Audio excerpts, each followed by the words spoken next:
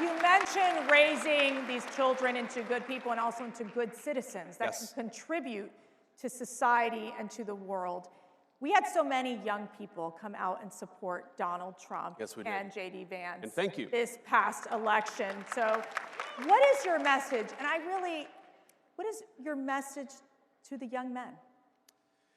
You know, I guess my message to young people generally is we're trying to make your life better.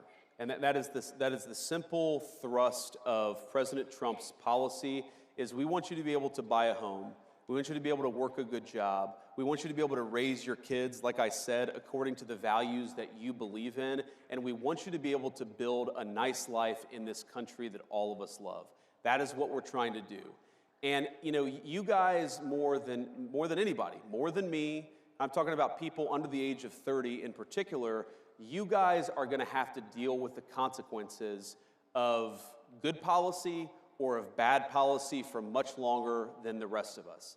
And I want you guys to think about the future and ask yourself, do you want safe communities?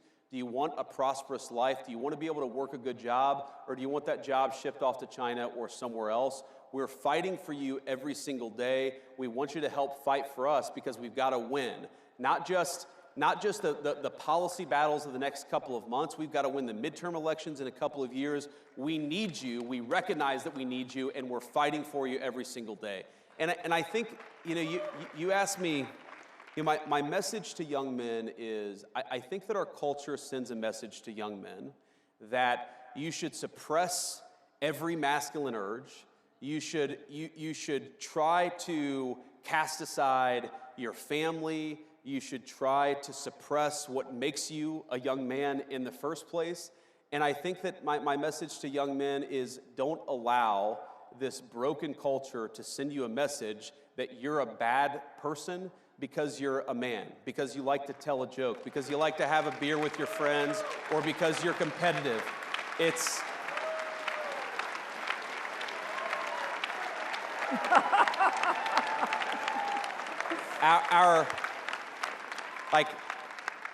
Our message, the cultural message, and I think the president's and mine is the exact opposite, but our cultural message is, I think that it wants to turn everybody, whether male or female, into androgynous idiots who think the same, talk the same, and act the same. We actually think God made male and female for a purpose, and we want you guys to thrive as young men and as young women, and we're going to help with our public policy to make it possible to do that.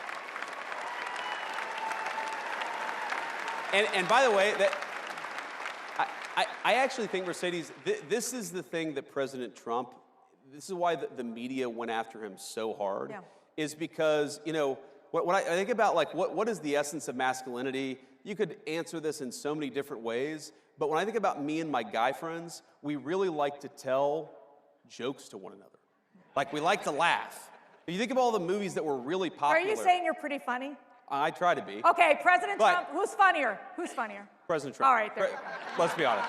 There you go. He's got the best sense of humor of any American political figure. But I think this is why young men in particular are so, you know, they're so inspired by President Trump, is because he doesn't allow the media to tell him he can't make a joke or he can't have an original thought. President Trump just says what's on his mind. That's a damn good thing, and it's a good example to set for young men in American culture.